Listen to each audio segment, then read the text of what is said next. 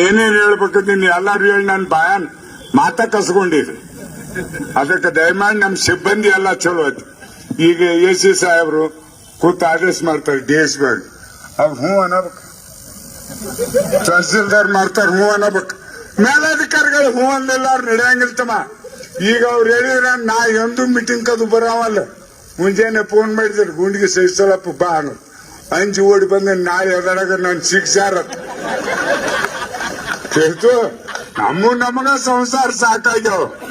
ಈಗಿನ ಹುಡುಗರಿಗೆ ನಾವ್ ಹೇಳ್ತೀವಿ ತಿಳಿದೈತಿ ಹೇಳ್ತೀವಿ, ಆದಷ್ಟು ಬಂದೋಬಸ್ತ್ ಮಾಡ್ಕೋತೀವಿ. ಇದ್ರಂತ ಏನೈತಿ ಪ್ಲಾಸ್ಟಿಕ್ ಗಣಪತಿ ಇದೇನ್ ಹೇಳಿದ್ರು ಬಹಳ ಸಂತೋಷ ಐತಿ. ಇದೊಂದ್ಸಲ ನಮಗೆ ಎಲ್ಲರಿಗೂ ಪರ್ಮಿಷನ್ ಕೊಡಿ. ತಂದವ್ರು ಬಡವರು ತಂದು ಸಾರ್ತಾರೆ, ಅವು ಉಪಯೋಗ ಮಾಡ್ಕೋತಾವ. ಮುಂದಿನ ಸಲ 3 ತಿಂಗಳು ಇರ್ತಾವ ನಮ್ಗೆ ವಾರ್ನಿಂಗ್ ಮಾಡಿ. ಈಗ ಮಾಡಿದ್ರಿ, ಈಗ 12 ತಿಂಗಳು ಮಾಡಿದ್ರಿ. ಇನ್ ಹೇಳ್ತು ಮಣ್ಣಿನ ಗಣಪತಿ ತರ್ಬೇಕಂತ.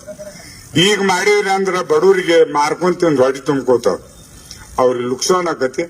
ಮತ್ತ ನಮ್ಮಲ್ಲಿ ಮಣ್ಣಿನ ಗಣಪತಿ ಮಾಡಿದ್ರ ರುಂಡ್ ಮುರಿತು.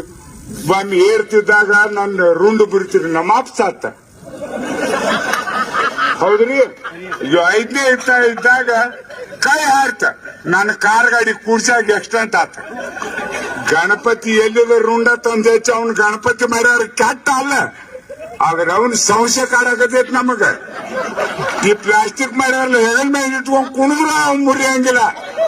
ಈ ಮಣ್ಣಿದ ಕೈ ಅದು ಮುರಿತಾರ, ತೊಂದ್ರೆ ಹೆಚ್ಚಾಕತ್ರಿ. ಅದಕ್ಕೆ ನಾ